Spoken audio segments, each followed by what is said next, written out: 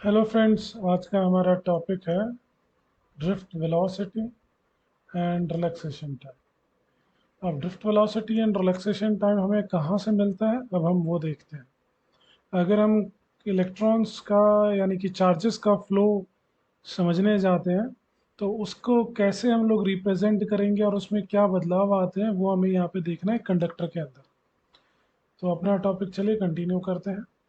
अगर मेरे पास कोई भी एक मेटेलिक कंडक्टर है, देखिए मैं यहाँ पे एक रैंडम एक कंडक्टर बना रहा हूँ। इस कंडक्टर के अंदर मेरे पास इलेक्ट्रॉन्स मूव करना शुरू करते हैं। ठीक है। अब यहाँ पे एक इलेक्ट्रॉन नहीं है, रैंडम कई सारे इलेक्ट्रॉन्स रहेंगे। ओके। और इनको हम लोग फ्री इलेक्ट्रॉन्स बोलेंगे। और ये इलेक्ट्रॉन रैंडम डायरेक्शंस में मूव करना शुरू करते हैं। सपोज ये इस डायरेक्शन में गया, ये इसमें गया, यहाँ पे गया, यहाँ पे गया। और ये घूमना कैसे शुरू करते हैं, इनको एनर्जी कहाँ से मिलती है, जो एनर्जी मिल रही होती है हम उसको थर्मल एनर्जी बोलते हैं।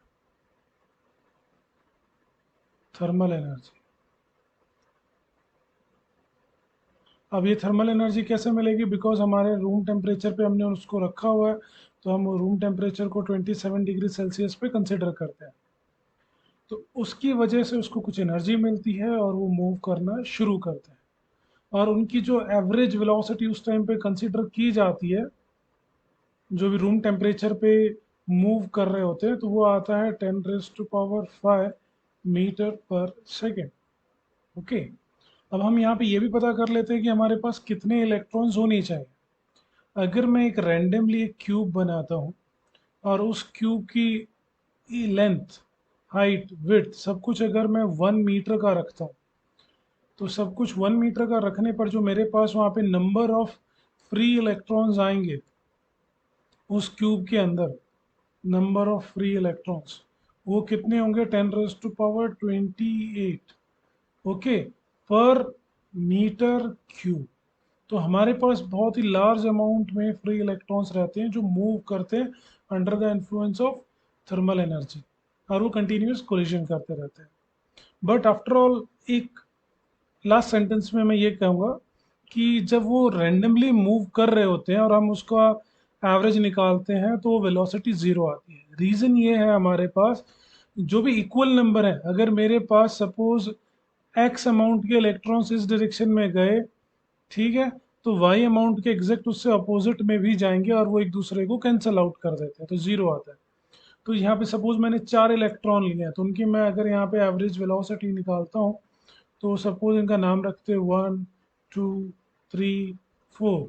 तो U1 + U2 + U3 + U4, चारों को मैंने लिया और 4 से मैंने डिवाइड किया। ठीक है। जितने हम लोग लेंगे उतने कंसिडर किया जाएगा। It equals to zero. ठीक है, तो ये हमारे पास ज़ीरो कंसिडर किया जाएगा। तो हमें ये पता चला कि एवरेज वेलोसिटी अगर मैं कंडक्टर के अंदर निकालता हूँ तो उसका फॉर्मूला ये कंसिडर किया जाएगा। और अभी तक मैंने उनको कुछ एक्स्ट्रा फोर्स दी नहीं है, तो वहाँ पे उनका जो भी कोलिजन आता है रैंडम कोलिजन के बाद, वो सब कुछ ज़ीरो हो जाता है। ओके। अब हम लोग यही कंडीशन को दोबारा स्टडी करते हैं और ये कंडीशन में ये मानते हैं कि हम इसको अभी एक्सटर्नल इलेक्ट्रिकल फील्ड के अंदर कंसिडर करेंगे। तो इन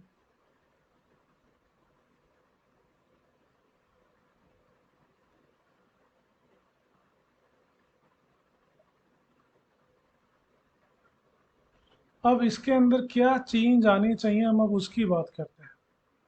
सेम मेरे पास वही सेम मेटल, मैंने यहाँ पे कंडक्टर का मैंने पीस ले लिया है, जो हमारे पास सेम साइज है, हम ये कंसिडर करते हैं। बट अब हम लोग यहाँ पे एक स्मॉल चेंज करेंगे कि मैं इसको अब एक्सटर्नल बोला तो इसको बैटरी के साथ कनेक्ट करूँगा। इस मेटल कंडक्टर को मैंने बैटरी के साथ कनेक्ट किया, तो ये उसका पॉजिटिव एंड है, ये उसका नेगेटिव एंड है। तो मैं यहाँ कंसिडर करूँगा पॉजिटिव, यहाँ कंसिडर करूँगा नेगेटिव चार्ज जो इन्फ्लुएंस हो रहे हैं। तो अब मेरे पास यहाँ पे जो भी इलेक्ट्रॉन्स होंगे वो इस तरफ अट्रैक्ट होना शुरू करेंगे। ठीक है। बट अभी भी हमारे पास ये सब एक दूसरे के पैरेलल नहीं जाने वाले, क्योंकि ऑलरेडी दूसरे भी इलेक्ट्रॉन्स है जो कहीं थोड़ा सा हमारे पास डायरेक्शन ऊपर नीचे होगा और उसमें भी कोलिजन होगा। ठीक है। तो अब ये हमारे पास इस डायरेक्शन में, क्योंकि प्लस से माइनस की तरफ हमारे पास नेगेटिव की तरफ इलेक्ट्रिकल फील्ड जाती है, और इलेक्ट्रॉन्स कौन सी डायरेक्शन में मूव करेंगे, opposite to the electrical field. तो जैसे ही मैंने बैटरी कनेक्ट किया तो मेरे पास यहाँ पे इसके ऊपर फोर्स एक्सपीरियंस हुई। अब इसके ऊपर कितनी फोर्स एक्सपीरियंस होगी, हाउ कैन वी कैलकुलेट। जो फोर्स एक्सपीरियंस हो रही है, F equals to Q E होता है फॉर्मूला। क्यू यानी कि हमारा चार्ज, ठीक है, ई, तो ई लिख सकते हैं हम लोग यहाँ पे। बट यहाँ पे जो फोर्स हमारा लग रहा है वो इसके अपोजिट डायरेक्शन में है, तो हम यहाँ पे फॉर्मूला में क्या लिख लेंगे, जो भी हमें फोर्स मिल रहा होगा दैट इज माइनस ई, यानी कि क्यू को मैंने ये कंसिडर किया है। और हमने 11th में फोर्स का फॉर्मूला पढ़ा हुआ है, चार्ज के मतलब मैकेनिक्स को में ही पढ़ा हुआ है, क्योंकि अभी ये मेरे पास नेगेटिव चार्ज एक्सेलरेशन यहाँ पे एक्सेलरेट करेगा, ठीक है, मूव करने के लिए। तो अब मैं यहाँ पे लगाता हूँ, ये हमारा फर्स्ट फॉर्मूला हो गया। सेकेंड फॉर्मूला हमारे पास क्या आता है, F equals to M A. Okay, ये हमारे पास सेकेंड। अब इसमें मैं एक्सेलरेशन निकालना चाहूँगा, क्योंकि वो वेलोसिटी पे डिपेंड करेगा, क्योंकि वेलोसिटी चेंज हुई है अब उसकी एक्सटर्नल फील्ड के अंदर।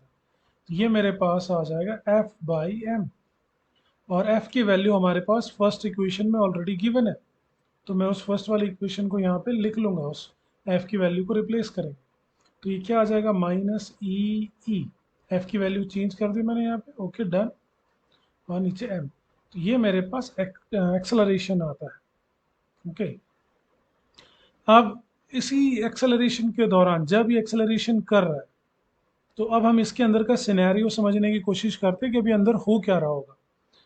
तो अब इलेक्ट्रॉन्स हमारे पास रैंडम डायरेक्शन में मूव करना शुरू कर रहे हैं। रैंडम मतलब तो अब इन्फ्लुएंस हुए हैं एक्सटर्नल इलेक्ट्रिकल फील्ड से, अब वो इधर जा रहा है।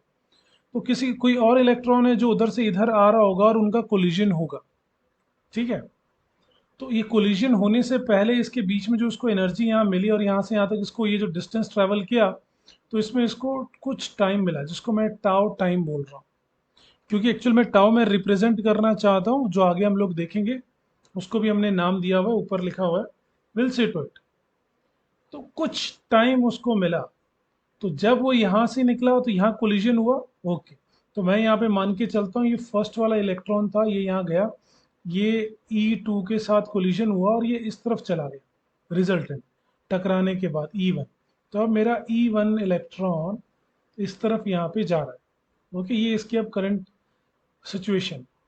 तो अब ये एक कोलिजन के बाद जहां अगर अब यहाँ कोई दूसरा इलेक्ट्रॉन खड़ा है, यानी कि इन दोनों के अलावा कोई तीसरा इलेक्ट्रॉन है यहाँ पे, अभी उससे कोलिजन करेगा, तो वो कोलिजन हो उससे पहले ये जो टाइम होता है बिटवीन द टू कोलिजन के बीच में, जो टाइम कंसिडर किया जाता है, उसको नाम दिया जाता है रिलैक्सेशन टाइम। ओके,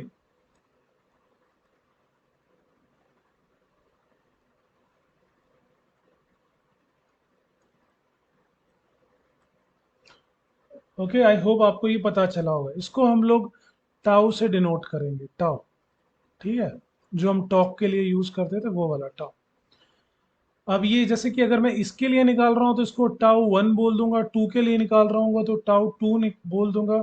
तो अगर कोई मुझसे इसका टोटल एवरेज रिलैक्सेशन टाइम पूछता है, तो मुझे एवरेज लेने का मतलब क्या आएगा, कि मैं सिंपल टाउ लेता हूँ। अगर इलेक्ट्रॉन वन के लिए लिया तो टाउ वन, इलेक्ट्रॉन टू के लिए टाउ टू, इलेक्ट्रॉन थ्री के लिए लिया तो टाउ थ्री, और अगर फोर्थ इलेक्ट्रॉन के लिए लिया तो टाउ फोर। तो उसके बाद नंबर ऑफ ऑब्जर्वेशन मेरी कितनी, चार, तो डिवाइड बाई फोर। तो ये हमारे पास आ जाता है एवरेज टाइम, ठीक है। और ये जितना भी हम लोग इसका ले रहे हैं, इसको हम लोग रिलैक्सेशन टाइम बोलेंगे। और रिलैक्सेशन के लिए अगर सिंपल वर्ड्स में बोला जाए, the time between the two successive collision, उसको हम लोग रिलैक्सेशन टाइम बोलेंगे।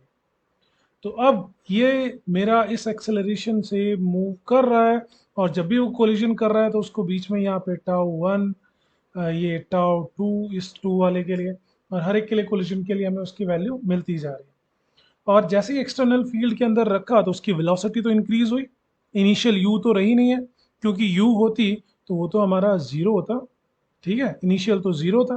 तो अब हमारे पास वेलोसिटी चेंज हुई है। तो अब जो न्यू वेलोसिटी आती है, लेट्स सी टू दिस। तो अब मैं न्यू वाली वेलोसिटी को यहाँ पे क्या लिखूंगा, that is v equals to U plus A tau. अब मैं यहाँ पे एक इलेक्ट्रॉन की बात करता हूँ, जो फर्स्ट वाला है उसको रिप्लेस करते हैं, मैं इलेक्ट्रॉन वन की बात कर रहा हूँ। तो इलेक्ट्रॉन वन के लिए मैं क्या लिखूंगा, वेलोसिटी वन, इनिशियल वन जो विदाउट एक्सटर्नल फील्ड में था, प्लस उसका एक्सेलरेशन या उसका टाइम टाउ। यहाँ पे हम लोग एक्सेलरेशन को नहीं, सिंपल एक्सेलरेशन, और जो उसका टाइम आएगा वो डिपेंड करेगा कोलिजन। एक्सेलरेशन हमारे पास यूनिफॉर्म, तो वो एक्सेलरेशन हमारे पास कंसीडर किया जाएगा। सेम वे हमारे पास इलेक्ट्रॉन टू के लिए अगर मुझे निकालना हो तो मुझे क्या मिलेगा उसी ऊपर वाले फार्मूला में, तो v2 equals to u2 initial acceleration T tau to time. Okay, और अगर मुझे इनको वेक्टर फॉर्म में कन्वर्ट करना है, इनका डायरेक्शन शो करना है, तो मुझे यहाँ पे इनके ऊपर एरो लगाना पड़ेगा। ठीक है,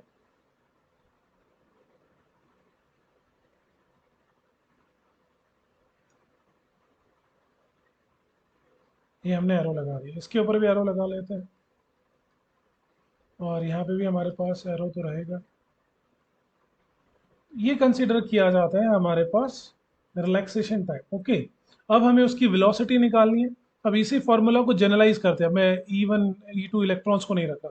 इनिशियल उनका जो भी एवरेज मैंने निकाला था वो जीरो था, तो मेरे पास अब यहाँ पे क्या कंसीडर किया जाएगा ना, V equals to A tau. Okay, और मैं U को जीरो कंसीडर कर रहा हूँ। ठीक, ये जीरो आ गया। तो ये हमारे पास जो कंसीडर किया जाता है इसको डिनोट कर देते हैं। अब हमारे पास यहाँ पे वर्ड ले आते हैं डी, तो वी डी का मतलब आ जाता है ड्रिफ्ट वेलोसिटी।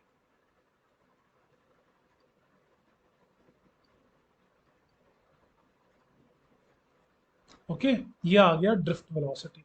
तो कोई हमसे ड्रिफ्ट वेलोसिटी का फॉर्मूला पूछता है तो ये कंसिडर किया जाता है। और इसी फॉर्मूला को अगर मुझे यहाँ पे एडवांस करके लिखना हो तो मैं ये भी लिख सकता हूँ वी डी इक्वल्स टू, हमें एक्सेलरेशन क्या मिला था, हम स्क्रॉल करते हैं ऊपर देखते हैं एक्सेलरेशन क्या था, ये रहा हमारे पास एक्सेलरेशन है minus e electron electrical field upon mass. तो मैं यहाँ पे वो लिख सकता हूँ। ओके, तो माइनस ई ई अपॉन एम टाउ, ये सब हमने एवरेज कंसिडर कर लिया है तो उसके टर्म में, और यहाँ पे इलेक्ट्रिकल फील्ड की अपोजिट डायरेक्शन में इलेक्ट्रॉन जाता है, तो ये हमारे पास आ जाता है ड्रिफ्ट वेलोसिटी का फॉर्मूला। और इसी को अगर मैं ग्राफिकली रिप्रेजेंट करके दिखाऊं आपको कि ये कैसे मूव कर रहा है और इसमें मुझे क्या चेंजेस मिले, तो एक वही मेटल शीट हम फिर से ले लेते हैं आप।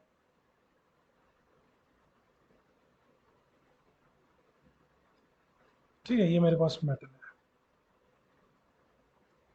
अब इसके अंदर एक इलेक्ट्रॉन है, ये रैंडमली कोलिजन कर रहा है due to the thermal energy. तो ये यहाँ पे गया, कोलिजन हो गया, फिर यहाँ से यहाँ पे आया, कोलिजन हुआ, और यहाँ से यहाँ गया। ठीक है, ये थर्मल एनर्जी के इम्पैक्ट में था। अब मैंने उसके ऊपर इलेक्ट्रिकल फील्ड लगाई, यानी कि बैटरी कनेक्ट कर दी मैंने यहाँ पे। तो अब ये जो मूव करेगा इन्फ्लुएंस में किसी एक्सटर्नल इलेक्ट्रिकल फील्ड में,